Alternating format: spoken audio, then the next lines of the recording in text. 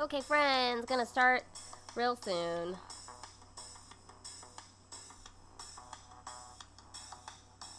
Hello! How are you? Lower this down a little bit. Hello, welcome back to Attack the Pantry. I am Jenn de Vega. This stream is a deep dive into ingredients, cooking techniques, and recipes to help you cook for yourself during quarantine and, you know, the rest of your adult life, which is pretty important. Last time we talked for a very long time about noodles and where they come from, as well as parsley. A lot of us in the chat last week had experience with parsley on the plate in the 90s when you got like a main course from Sizzler, but it has a lot of other uses beyond that, so that was really fun. You can watch all of the previous streams on my YouTube channel, youtube.com/JENNDLV, or you can navigate to the video tab here on Twitch to watch anything in the past, but just remember that Twitch deletes things every 2 weeks. So after every stream, I break out every ingredient chunk so you don't have to watch the whole thing. So check out the highlights below if you would like to catch up. But today we are going to talk about pork chops and loofah. Loofah, like, you know, the scrubby bath sponge. It's actually edible. I'll tell you more about that in a second. Let's see. So I skipped streaming on Sunday about zines because, you know, I wanted to catch up on life. Understandable, right? Plus I might be playing around with the Twitch schedule. I had a really good talk with my friend Bijan this morning, who is a reporter for The Verge, and his beat is Twitch, and so he is kind of practicing everything he learns from streaming, and so he's actually about to make partnership on Twitch, and he shared with me this video by Devin Nash called The Truth About Twitch Streaming, and I kind of already knew this, and I didn't really set out for Twitch to be like a main income stream, but the big takeaway is that Twitch has zero discoverability. Like, you have to use other platforms like Instagram, YouTube, and Twitter that do have discoverability and social networks to drive traffic to Twitch.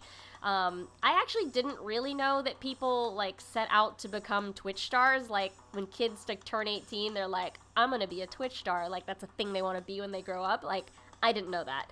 The guy in the video, Devin Nash, likened this to people who want to make it big, like, in the 80s and 90s when people moved to Hollywood. It's kind of like a similar thing. A very, very small percentage of people actually make a living from Twitch. He also mentioned, like, statistics for every Twitch streamer. There are 15 times more gaming-related YouTubers. The numbers are, like, staggering.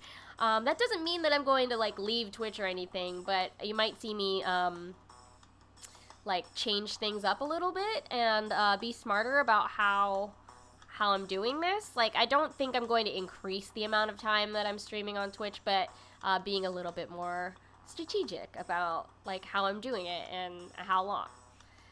So Bijan also recommended switching up stream times. I might play with the Sunday time. If you like watching Twitch streams on the weekends, let me know when's a good time. Yeah, I'm always going to stick to Wednesday, I think, for the food stuff, just because it's like a good standby, and it fits my schedule.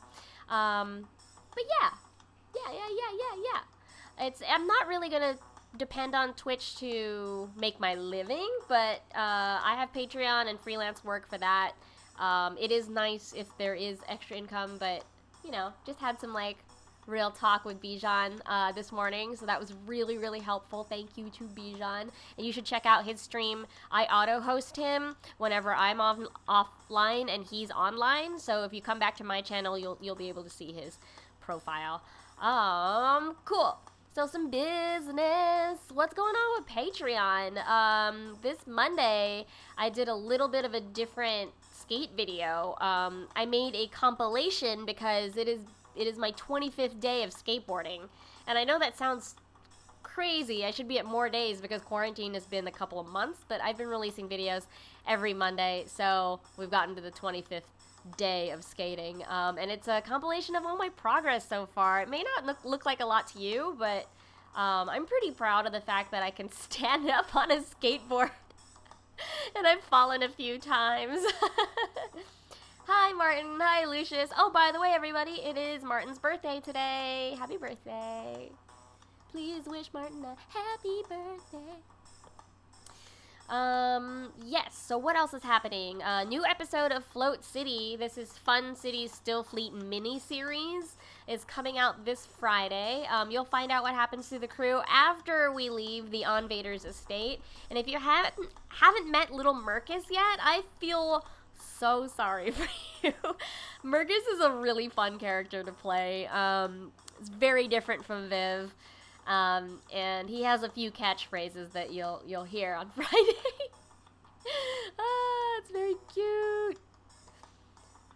Oh, you can't wait to make a JDOV character in the new Tony Hawk game? Aw. I wish I could play the new Tony Hawk game. Shoot. I also want to play Skatebirds, but I don't really have a TV or anything. But anyway, different problem for a different time. This week on Patreon, I posted about my monthly update of recommendations. So that's like music, videos to watch, shows to watch, as well as recipes you may have missed and other recipes I've written outside of the Patreon network. So if you don't know that, I write weekly recipes on Patreon for supporters only, so they're locked. But then I also print things with publications like Yumly, Taste Cooking, and Wine Enthusiast. So whenever those come out, I share those in my recommendation update, so you can learn a lot more recipes for free. It's great. We also had a Netflix party last week. We've been watching Ugly Delicious. We have 3 more episodes to finish out season 1, and I'll put out some dates for all of us to get together again and do that. My take on Ugly Delicious so far is that it's very bro-y. Like, I don't think I would like to be friends with David Chang. There's, like, some really, like, grotesque, like, macho stuff in this last episode that we watched about, what was it? Barbecue? I have a lot of opinions about barbecue as someone who claims it as their specialty cuisine. Like, I love barbecue. I make a lot of it. And there were literally no women pitmasters until the very end, and there were no black people, which is a huge oversight on the part of the producers. Crazy. Anyway, I'll save that commentary for the next viewing of Ugly Delicious. We're going to finish out season 1, and maybe we'll watch season 2, or we will pick another show. It's up to you. Everybody gets a vote. It's really fun. What else? There was a legume infographic. So a couple weeks ago, I talked about legumes, and from that lecture here on Twitch, I made an infographic for my Patreon supporters, just so you can see what everything looks like. And a very quick recipe for black sesame sugar, which is surprisingly versatile. Wow. Culinary word of the day, new episode number 6 is coming out tomorrow. I'm also, this is very exciting, working on new video versions for YouTube and Instagram for those of you that listen to your podcasts that way. So it's a very short podcast. If you haven't heard it yet, you can follow the Twitter, Culinary WOTD. And at the top of the page, I've pinned a submission form where you can suggest the next word in the sequence. So I've already got a few submissions, but I'd love more. I'd love to cover more international cuisine, because I'm always learning too, and it might inspire a stream subject here on Twitch. Lovely, right? Oh, thank you for hosting, Lucious. Very kind of you. Hello to everybody that is now watching. There are 10 of you. That is so nice. Please introduce yourself to the chat. And you get a little crown in the chat if you subscribe to this channel. And if you don't have money to do that, but have an Amazon Prime account, you can attach it to your Twitch, and then you get a free subscription every month to gift a sub to your favorite creators. It doesn't have to be me, but if it is me, that's great. Very, very happy to be supported. Anyway, let's take a look at what people cooked this week. Yeah? This is a fun segment. If you're new to the stream, if you tag me on Instagram or send me pictures on Twitter, I will include it here on the stream to show everybody what you've been cooking, because I just think, it's not all cookbook level imagery out there. You know, it doesn't have to look amazing, but it's great if it does. I like to see what people are eating. Let's check it out. Up first, my friend Sam got some longanisa from me. Like, she came by and picked it up, and she's eating it over noodles with fresh basil that she's been growing in her house. Isn't that nice? Longanisa is a sweet Filipino sausage that I've been making lately. It's great for breakfast, over rice with an egg. Oh, speaking of which, why don't we just... No, we'll do that later. We'll put egg on me later. This is from a barbecue, a socially distanced barbecue I went to last weekend for my friend Sarah's birthday. My very, very close friend, Emily Han, also represents Brooklyn Deli, which is an Indian condiment company based in Brooklyn, and she made this, like, garlic achar butter that she slathered on the corn, and then we put cotija cheese over it, kind of like an Indian elote, which was delicious. Highly recommend the garlic achar if you ever see it in the store. Great barbecue food, oh my goodness. She also made this very perfect plum cake. I'm not really much of a cake person, but I think it's because I don't like frosting. Is that weird? But this plum cake was just right, like, just right after having, like, a lot of, like, greasy, salty barbecue. This was, like, tart and, like, a little sweet, but, like, not too cloyingly sweet. So, highly recommend plum cake at your barbecues. Yum. Thanks, Emily, for making that. What else? Happy birthday to Martin. This is what Martin's been drinking today. A Domaine de Sarades. Was it bubbly? And is it a natural wine? I think, right? What else? Dylan has been, usually is cooking for himself every week, but Dylan decided to order a pizza. Good on you. Everybody needs a break from the kitchen. Also, you get sick of doing dishes all the time, so, great pepperoni and mushroom pizza. Yum. I don't know what place he got it from, but can I tell you about an Instagram account that I was recently rediscovering? It's called Roni Cups. It's one of my favorite Instagrams. It's literally just close-ups of pizza, and the way that sometimes the pepperoni cups, like, as it's being broiled in the pizza oven, the pepperoni, like, turns into a little cup, and it has all the little pepperoni oil in the middle of it. Roni Cups. It's great. Roni Cups. And finally, this is Lucious's farmer's market haul. Looks like you got some basil, some donut peaches, tomato, and some okra and pepper. Is it shishito pepper? Lovely. It's from the Union Square Green Market, right? I haven't really gotten to go out there. I try not to take the train unless I absolutely have to. But this looks like a great haul. Farmer's market is poppin' this summer. So good. So good. What have I been up to this week? Let me tell you. To that barbecue that I mentioned, I brought this recipe that I've been testing for someone's cookbook. This is like sort of a Filipino version of baba ganoush. And if you don't know what baba ganoush is, it is an eggplant dip. With tahini and lemon. But this version was broiled eggplant mashed up with garlic, onion, tomato, and fish sauce. And it was great. We actually put it on a cheese board here. Cheese and charcuterie board. You can see it here. We had some truffle cheddar, some mezcal salami, chorizo, cherries, walnuts, and a délice de bourgeon, which is a triple creme cheese. And you don't need crackers for a cheese board. I kind of just love eating the cheese straight up with fruit and nuts. Or using the salamis as, like, sandwich material. It was really fun. Highly recommend snacky boards if you can't really commit to a meal. Treat yourself, everybody. Yeah, a mezcal salami. It was cured with mezcal and then dried out. It's delicious. What else did I do? Oh, okay. So it was my friend Sarah's birthday, and she is Arab, and I'm Filipino. And I decided to marry our cultures. She and Emily are always telling me to use pomegranate molasses on things, and I bought a bottle a long time ago, and I don't use it very often, and they were like, it's perfect on chicken, like, blah, blah, blah, and they keep suggesting this to me, and I keep forgetting. And so for Sarah's birthday, I invented pomegranate molasses adobo grilled chicken. So it's pomegranate molasses with a Filipino adobo marinade and then grilled.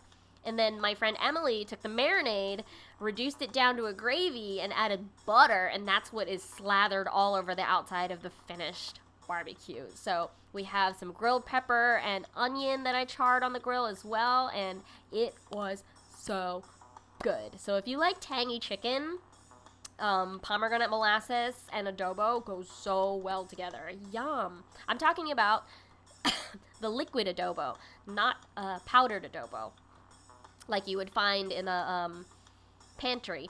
But I'm talking about a mixture of soy sauce, garlic, pepper, bay leaf, and vinegar. So this was delicious. Highly recommend. Highly recommend. Okay, what else have I been doing? Oh my god.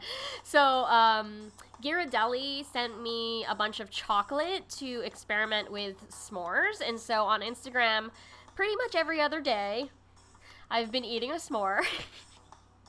And this one was, I melted down a bunch of Peeps that I had left over from Easter. It's really creepy how long marshmallows last, but I had some Peeps and I melted them down. That's the pink part in there.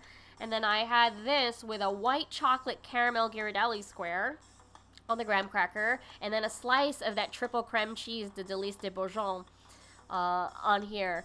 And it looks great, but I have to say, I didn't quite like this combination. I think the cheese brought out more of that sickly sweet, like, feeling I sometimes get from Madeiras or, like, really, really burnt caramels. So maybe not quite this combination. Maybe a darker chocolate for a cheese combination, and maybe a blue cheese because it's a little more salty. But it was a fun experiment, and I still ate it. You can check out my Instagram. My username is Randwiches. You can check that out if you want to see the rest of the experiments. Just yesterday, I did a chorizo s'more, and holy hell, that was really good. Highly recommend meat in a s'more. What else? My friends at Vermont Creamery sent me some goat cheese dips to try out and plate. Got some garlic and herbs, some classic, and red pepper lemon. Very cute. If you don't know who they are, they're one of my favorite cheesemakers, and they're starting to distribute their food to, like, Whole Foods. So you might start seeing them in the cheese aisle, which is really exciting. And, okay, this is semi-relevant to something we were talking about later. This is leftover fried rice with loofah, because I went to Sunset Park Chinatown a couple weeks ago and picked up patola, which is what we call loofah in the Philippines. And so this is sauteed Szechuan sausage from the Meat Hook with rice, the loofah, and a chili oil from Mexico called chilpines. And it's got peanut in it. So it's like a chili oil with whole peanuts. So it's crunchy and spicy. Yum. What else? Oh, this is on a besan roti. So besan is chickpea flour in India. So this is a chickpea flour roti bread that I steamed really quick after I heated up the rice and then ate it like a burrito. Yum. And then the last thing I made recently was a spicy Chipotle mango jam. It's from a cookbook that I'm testing, but it's going to be so good on cheese boards. It's going to be so good on sandwiches, maybe with some chicken, so many other places. Anywhere you would use jam, but spicy jam. That's what I've been making this week. What else have y'all been cooking this week? I'm going to put an egg on me. Poached egg. Yep. Okay. Today, we are going to talk about pork chops and loofah. Do I sound okay? Is the volume all right? A check. Check. Volume okay. Volume check. La la la la la. Thank you. Let's talk about pork chops. My friends, my friends. Let me show you a pork chop, actually. Where are they? Where are they? Cooked pork chops. There you go. This is from a photo shoot I did with Local Roots. We have pork chop here with sage and grilled plums. Great combinations. Excuse me, I'm going to take a drink of water first before we get started.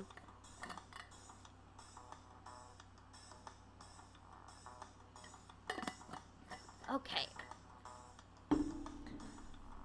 So, what's up with pork chops? So pork chops, like other meat chops, is a loin cut taken perpendicular to the spine of the pig and usually containing one rib or part of the vertebra. There's always usually a bone there.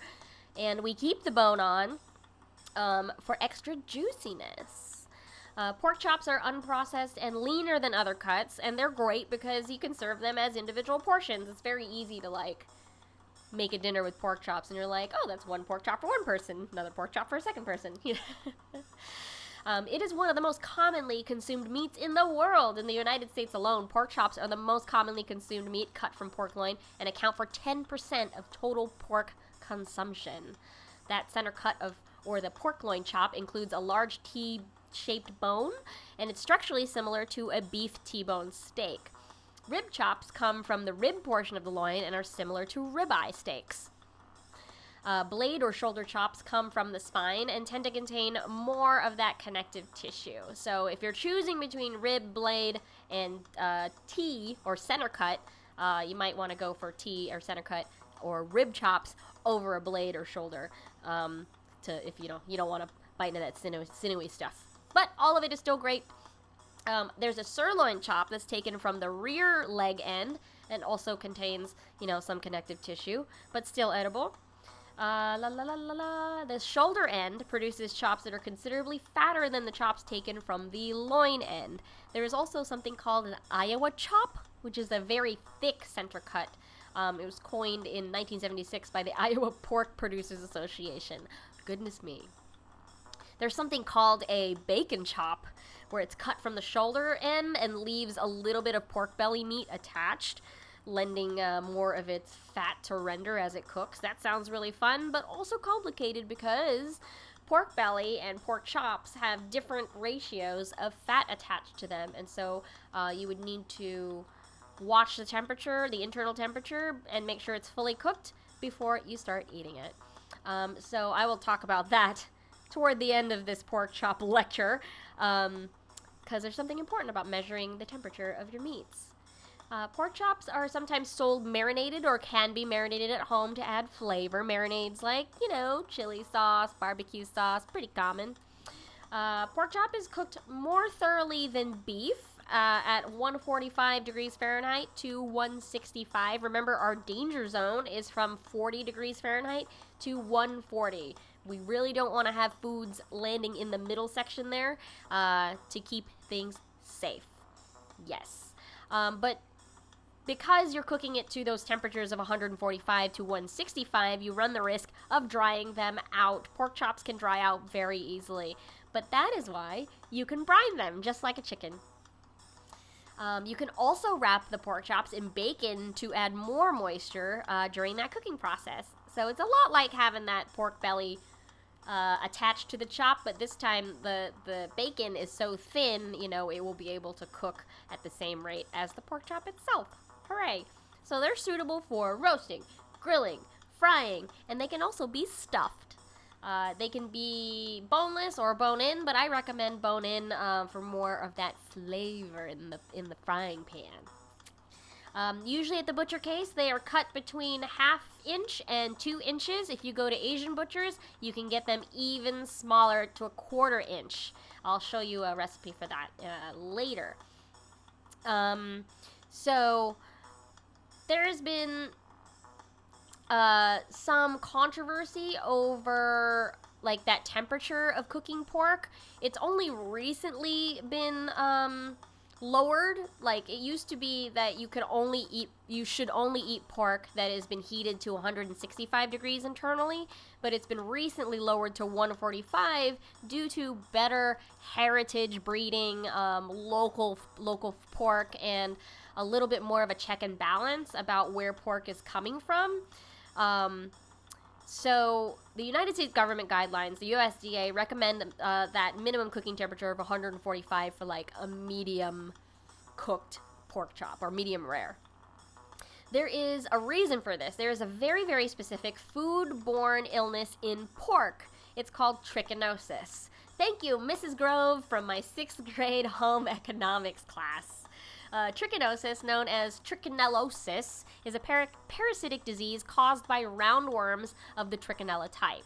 So, during initial infection, they invade your intestines, and that can result in the, battery of food poisoning symptoms that I will not talk about here. So these larvae, they're actual bugs, they reach your intestine, and then they migrate to your muscle. So, they start in your stomach, and they're not killed by that acid. They start to grow in your muscle, and so it can make your face swell, makes the whites of your eyes, like, inflamed. You get a fever, muscle pains, and a rash. Ugh, scary. So trichinosis is spread mainly with undercooked meat containing those cysts of these roundworms. More often, it is pork. But it can also be in bear and dog meat. My goodness. Yeah, wow. I won't get into any more of like how it grows and like progresses, but the best way to prevent trichinosis is to fully cook your meat. A food thermometer is the best way to verify what the temperature is inside the meat and if it's high enough. I know, I'm sorry. Did I traumatize you with worm talk? But this is the reasoning why we've had such strict temperature requirements for cooking meat. But because we're getting better and better about farming, we're able to change the range, to a lower temperature. So that's good for you, and better for the food in general, because we're not overcooking it and drying it out. Hooray. Before we get into preparing pork chops, I stumbled upon a bit of history from the Tuskegee Institute. This is a HBU, or Historically Black University. So let me get to this.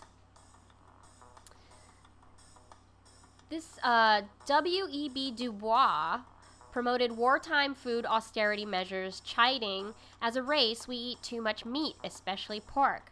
The deceitful pork chop," he proclaimed, "must be dethroned in the South." Similarly, dethroning the deceitful pork chop, rethinking of African American foodways from slavery to Obama attempts to decouple the unyielding association of African Americans with pork and to raise new culinary questions. This is really fascinating. New culinary questions. Where are we? We examine the foods that developed within the Southern plantation system alongside more cosmopolitan food expressions. Both are part of the African American foodways that we seek to document and to explore. Together, we grapple with the tenacious hold that stereotypical black cooks like Mammy and Aunt Jemima have had on American imagination. Finally, we strive to avoid the food fetishism that can be linked to static ideas about authenticity. Yeah. So this is like challenging the status of pork chops in the American South. It's really fascinating. There's a reason why here.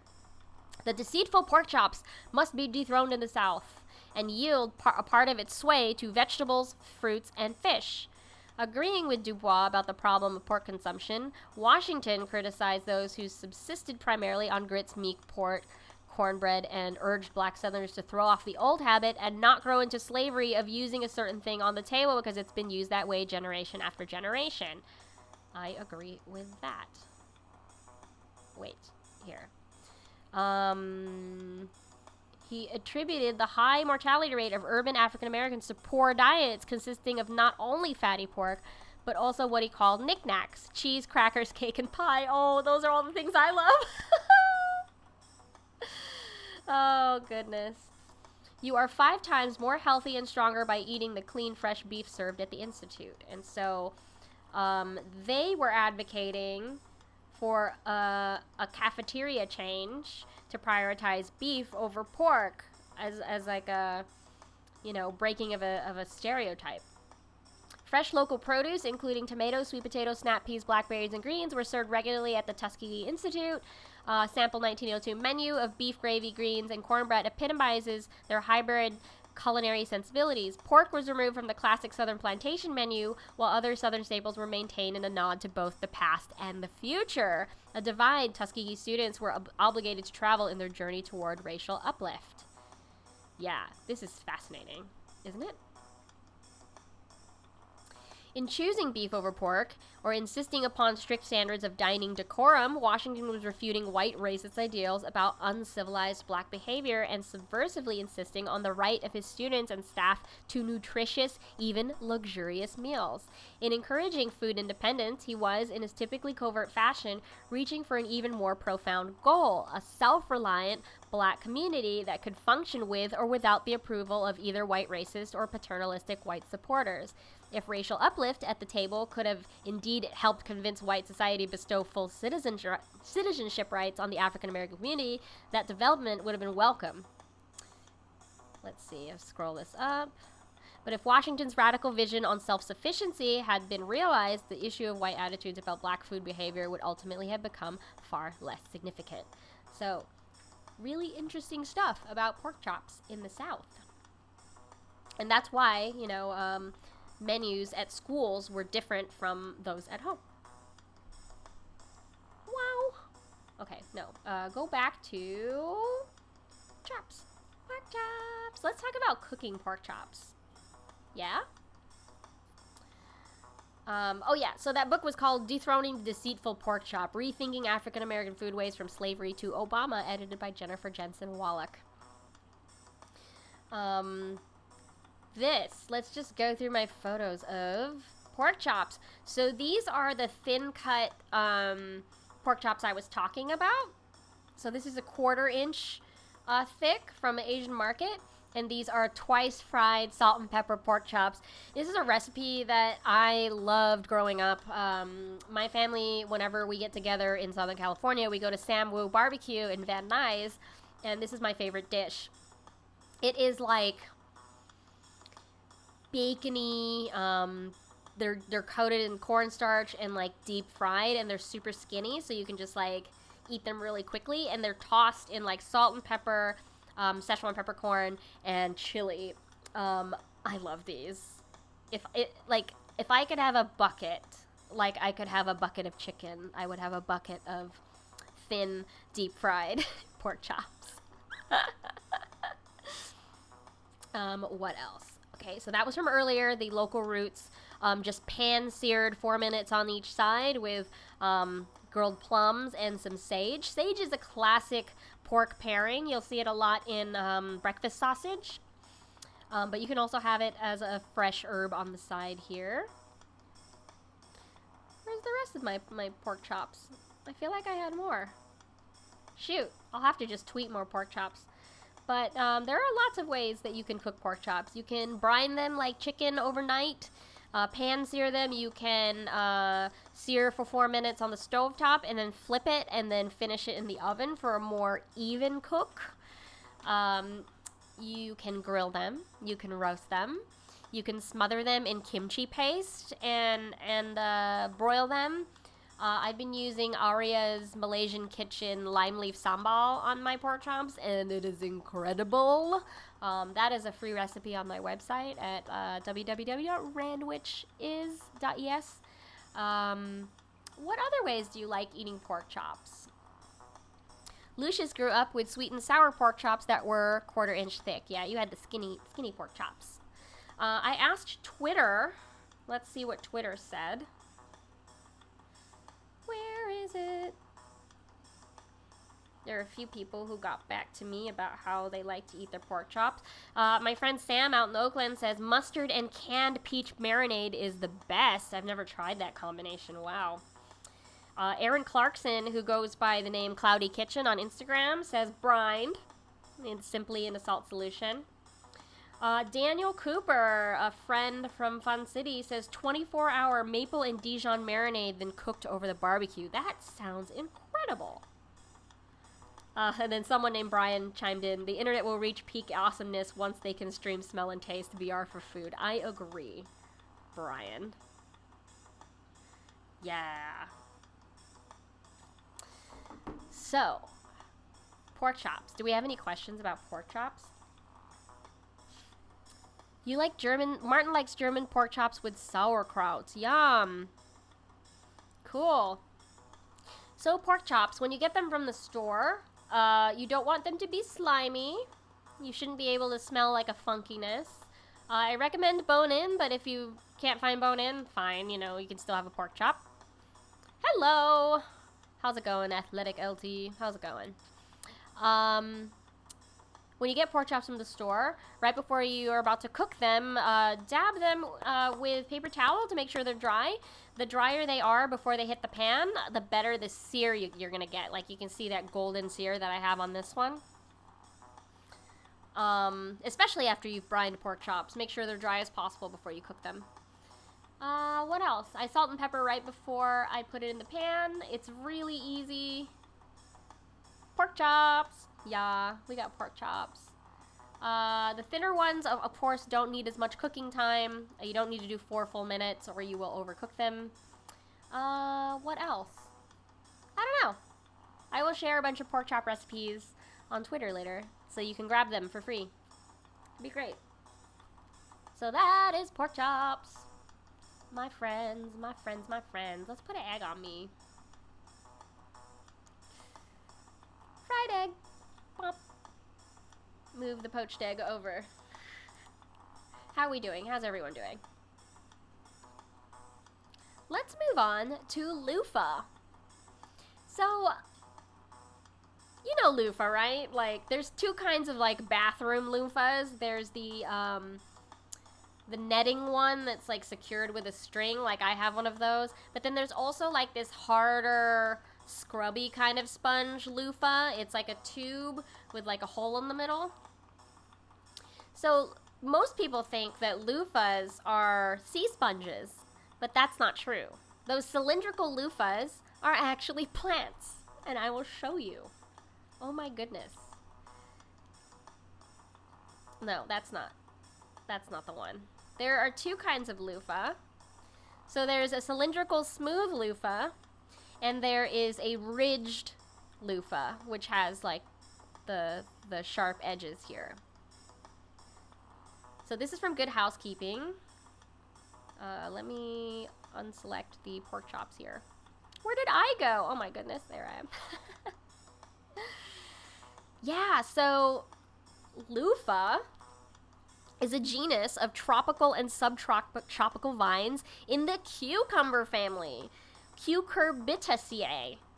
I didn't know that loofah was part of the cucumber family. So in everyday, non-technical usage, the loofah, also spelled Luffa or Loofah, usually refers to the fruit of this species, the Loofah aegyptiaca or the Loofah acutangula, which are the 2 different versions, the smooth and the ridged. So it is cultivated and eaten as a vegetable, but must be harvested at a young stage of development to be edible. It's very, very popular in India, China, Vietnam, and the Philippines. When the fruit is fully ripened, it is fibrous like that loofah on the right. So that's why it's really important to harvest it when it's young. This is insane. There are a bunch of YouTube videos about like harvesting loofah. It blew my mind.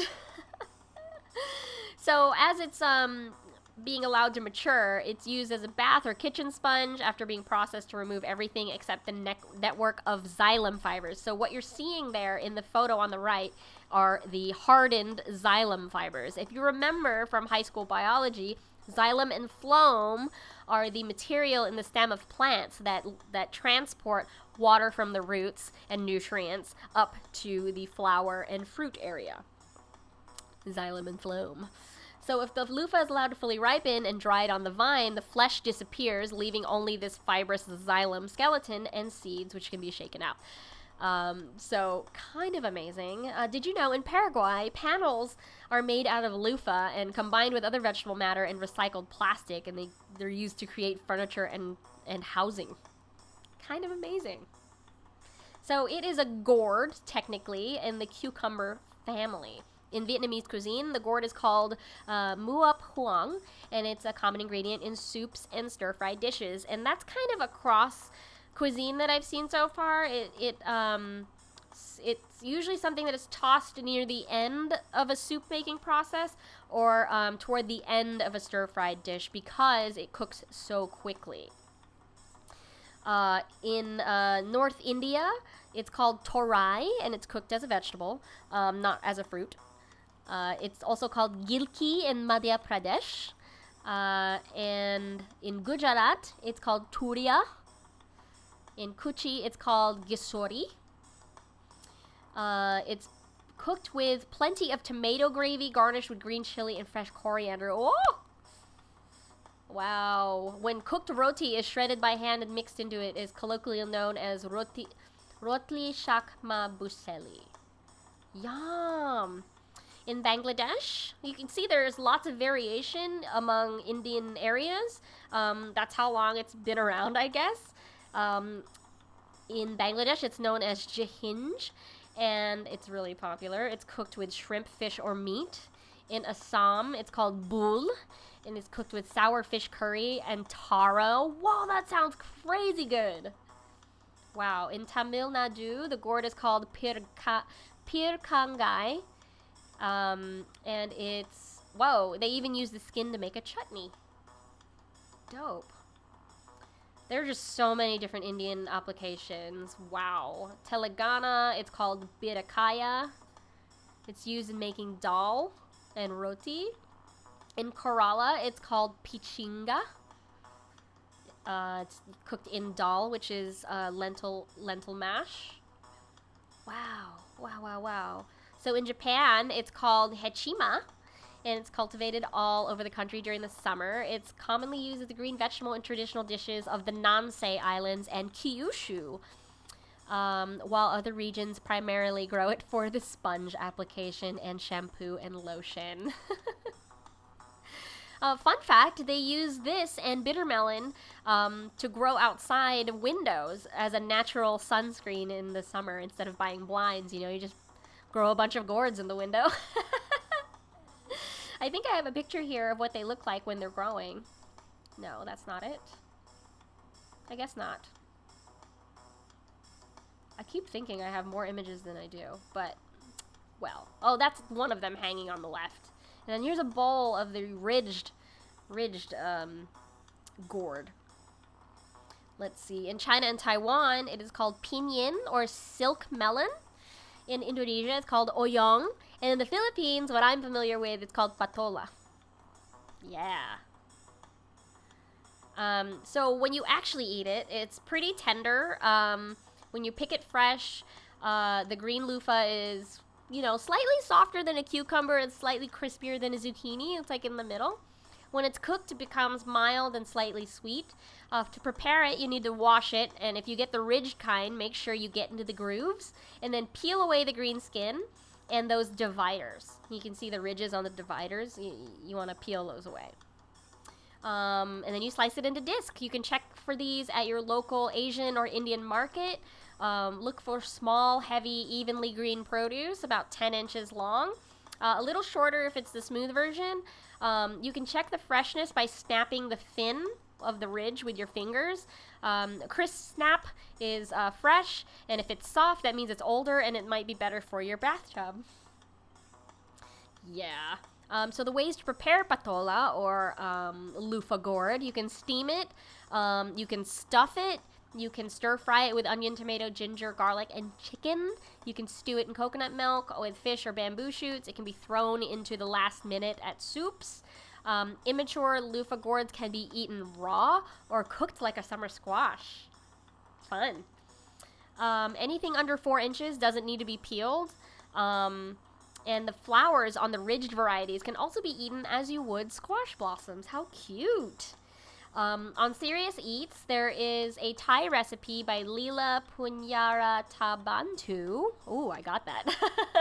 It's soft scrambled egg with fish sauce and loofah. She says, this is one of those things they say this is one of those things you'll never see at a Thai restaurant outside of Thailand. Maybe because it's not considered to be, good enough. There are many everyday dishes that Thai people eat all the time that rarely, if ever, find themselves onto the menus of Thai restaurants overseas. For me, my relatives say not to overcook it. This vegetable is done very quickly. We have a dish called Patola Guisado. You might recognize that word guisado as like gravy, saucy. So this is Szechuan sausage that I crumbled up and fried. You can use ground pork. And then you saute that with garlic, onion, some Thai chili pepper, and the loofah. You can see on the left corner here, I have the green loofah. It gets really soft, you can see. And I've eaten it over some rice. So this is lovely. Another popular dish in the Philippines is called miswa. I don't have a picture of it. But miswa is both a type of noodle and a type of soup. So it is a rice vermicelli with chicken broth, shredded chicken, and then discs of patola thrown in at the end. And so it's like a great grandma soup when you're not feeling so good. Yeah, so that is loofah gourd. My goodness. Would you try this? I think it's delicious. It also takes on the flavor of whatever you stir it with. And if you're a fan of zucchini, then this is a great alternative at the Asian market. Yeah, there is this common misconception that loofah comes from the ocean. It's because sponges, technically the animal sponge comes from the ocean, but they just resemble each other. Maybe in a lifetime, long time ago, loofah and sponges are not that far apart as relatives. But, there's also sea cucumbers, and we have cucumbers that we eat from the vines, so maybe they're related. I don't know. Isn't that fun? That's really fun.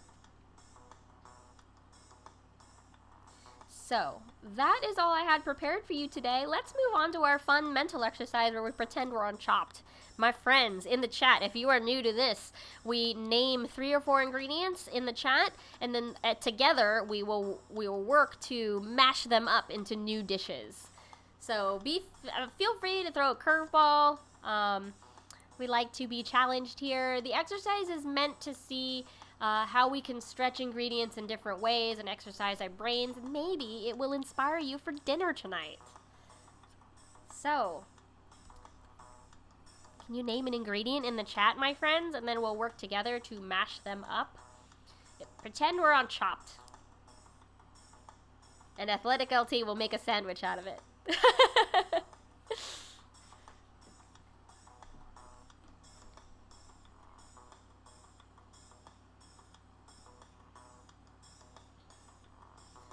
What you want to mash up, my friends? Okra! Oh yeah, you have okra in your market haul this week. Okra for sure. Let's talk about okra. What else? Maybe 2 more ingredients, my friends. I'll play some squiggles for you to inspire you. Melon! Oh, you're getting a melon in your CSA today, aren't you?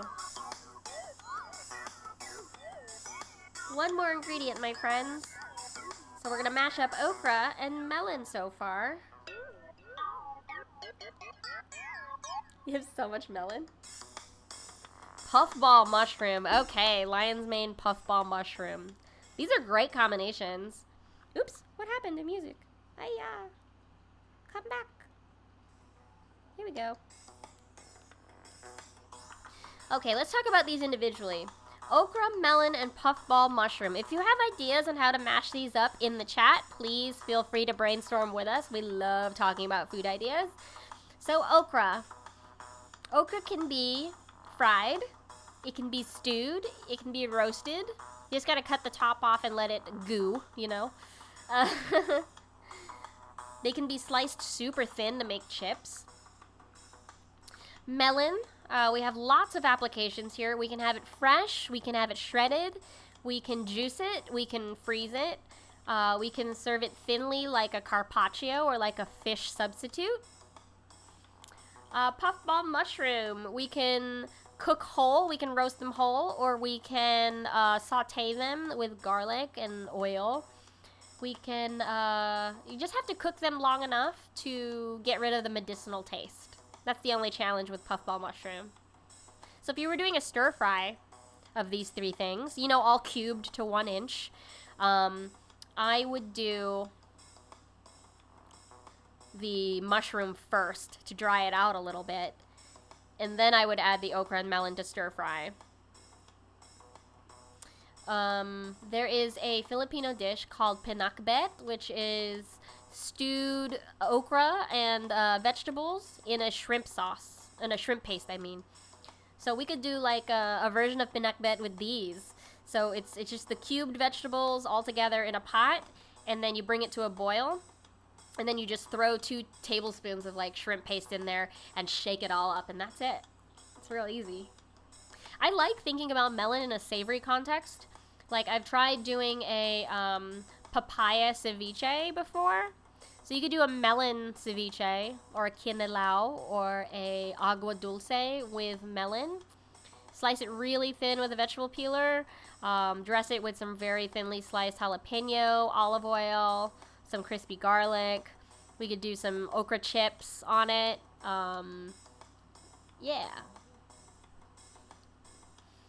We could make, oh, this is something I've been working on lately. A vegan fish sauce made with mushroom. So we could do a vegan, like, mushroom umami sauce dressed over some fresh melon. That would sound so good. Like an appetizer, like on a charcuterie board. Or at a picnic. We can grill some okra yakitori style. Brush it with some melon jam. Or melon barbecue sauce. We could do a melon barbecue sauce. Yum. We can grill the mushroom. And then dunk it in that barbecue sauce. That's yakitori style, right? Like the short skewer style from Japan. Yeah, melon okra mushroom skewers. That'd be fun. That'd be really fun. I think so. I wonder if we can make a drink. So I've had okra chips before. Like, they were air dried or dehydrated into like you would get at like the NASA space station store, like freeze dried okra. I've had that before. It's like crispy.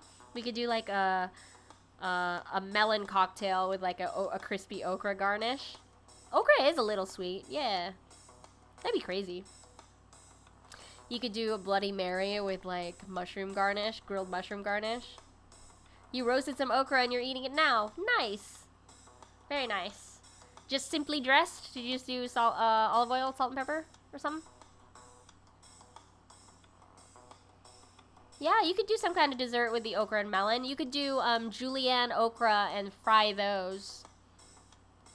Ooh, a melon ice cream with like okra chips on top. Candied okra. You could do candied okra. I've had mushroom jerky before that was kind of sweet. Oh, you used the Berbera salt. Very nice.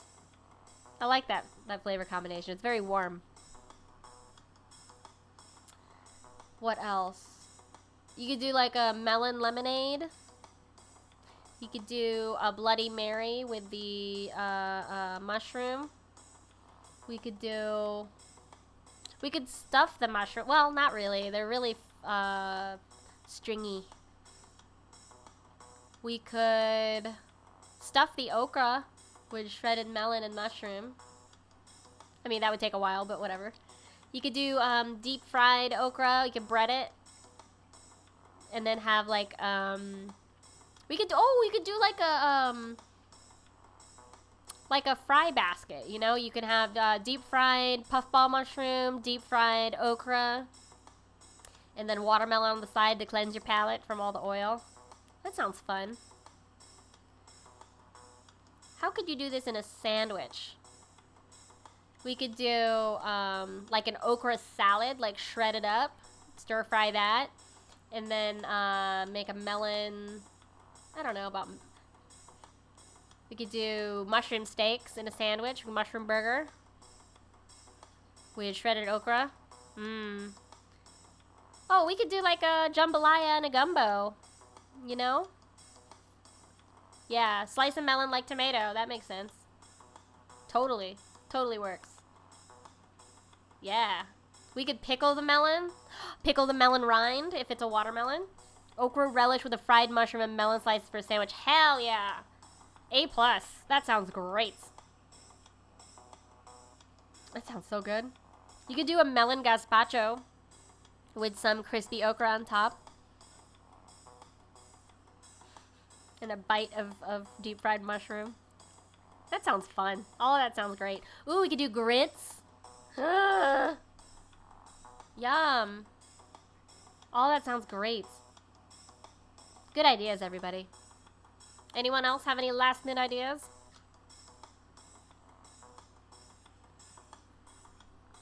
It's amazing. Okra relish. That's a great phrase. It sounds good too. Okra relish. Awesome. Well, friends, I think that was a good exercise. So, next time, I'll be back next Wednesday at 5 p.m. Eastern. I was thinking I might do some research on Celtus, which is something I picked up at the store also. Do you have any suggestions for next stream? I don't know. I'm an open book. Yeah, what else should we cover next week?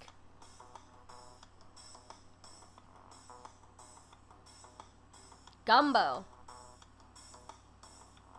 No, let's talk about gumbo. Let's talk about the history of gumbo. That'd be cool. Overview of spices. Okay, yeah. That might take me a long time, but I will try my best. Well, friends, I think that's it for today. I will prepare all this material for next week. If you want to catch up with me on Twitter and Instagram, that's my username, Randwiches. Please keep sending me photos of everything you're cooking this week. I love seeing your progress, and if you have trouble, I love answering questions about it. You can always tweet me, you can Instagram me with all your cooking questions and whatever you were spotting at the store. If you see an ingredient that you don't know anything about, take a picture of it, tag me, and I will do my best to help you identify it or figure out what to do with it. Yeah? Yeah. So thanks for hanging out. Happy Wednesday to you all. Happy birthday to you, Martin. Have a great rest of your Wednesday night, everybody. Goodbye.